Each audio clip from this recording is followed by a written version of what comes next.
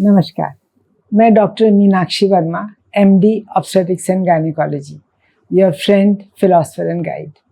आज एक बड़े इम्पॉर्टेंट और कॉमन टॉपिक को लेकर आई हूँ कि एक्टोपिक प्रेगनेंसी आप कैसे जानें या हम लोग कैसे जानते हैं कि एक्टोपिक प्रेगनेंसी हो गई है, क्या साइंस और सिम्टम्स होते हैं।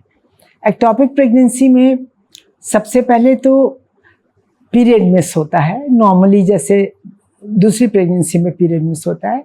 और इसके अलावा जब भी देखते हैं कि थोड़े दिनों के बाद ही ब्लीडिंग शुरू हो जाती है, कभी 8 दिन के बाद, कभी 10 दिन के बाद, कभी कभी उसके पहले ही। और साथ ही साथ पेन भी होता है। पेन के साथ ही कभी पेशेंट्स को घबराहट महसूस होती है, कभी उनको चक्कर से आते हैं, कभी अनईजी महसूस होता है। और जब यूरिन प्रेगनेंसी टेस्ट करते हैं तो वो बहुत अच्छा पॉजिटिव नहीं आता है। Usually a very weakly positive pregnancy test is there. कभी कभी ऐसा भी होता है कि पेशेंट आते ही ऐसे हैं कि उनको एकदम चक्कर आ गया, घर में थोड़े 4-5 दिन 6 दिन ही ऊपर हुए थे और एकदम चक्कर आके गिर गए, बेहोश होके गिर गए और हाथ पैर बिल्कुल ठंडे हो गए, पसीना आ गया। इस तरह से सिम्टम होते हैं।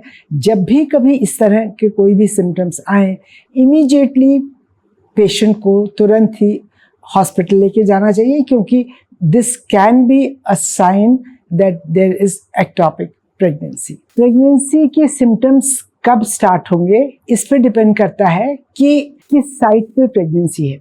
अलग अलग जगहों पे एक्टोपिक प्रेगनेंसी होती है। जैसे ट्यूब्स में भी अगर बिल्कुल जो अंदर का साइट है, जहाँ पे ट्यूब यूट्रस के अंदर घुस रही है, उसको इस्थमस कहते हैं, वहाँ पे अगर प्रेगनेंसी है तो सिम्टम्स बहुत जल्दी आ जाते हैं, 4 to 6 वीक्स में। कभी कभी एकदम पीरियड मिस होने से पहले आ जाते हैं।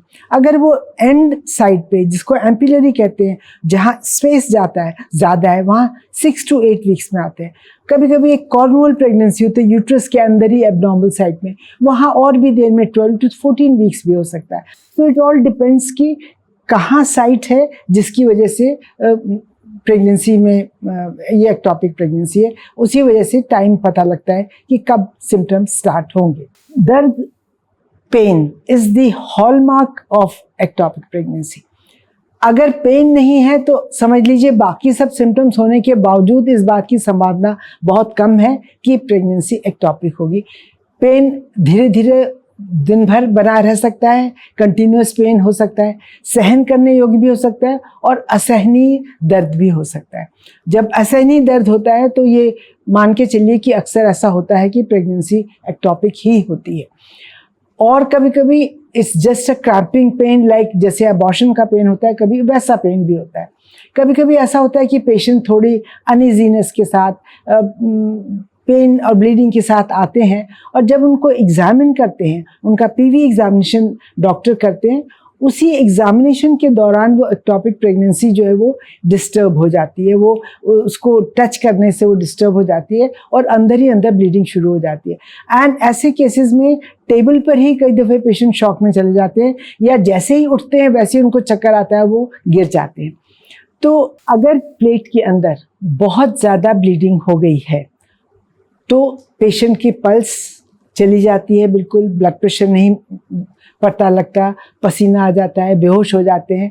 तो ऐसे में ये हम मान के चलते हैं कि डेफिनेट एक्टोपिक प्रेगनेंसी अंदर बर्स्ट हो गई है, और इसकी डायग्नोसिस कंफर्म होती है अल्ट्रासाउंड से। हर केस में, चाहे वो अर्ली हो चाहे लेट हो, हमेशा डायग्नोसिस अल्ट्रासाउंड से ही कंफर्म होती है, और जब कंफर्म होती है तो उसके बाद उसका ट्रीटमेंट होता है। मुझे उम्मीद है आपको ये वीडियो अच्छा लगा होगा और आपकी ये क्वेरी समझ में आपको आ गई होगी, कैसे हमें पता लगता है कि एक्टोपिक प्रेगनेंसी हो। नमस्कार।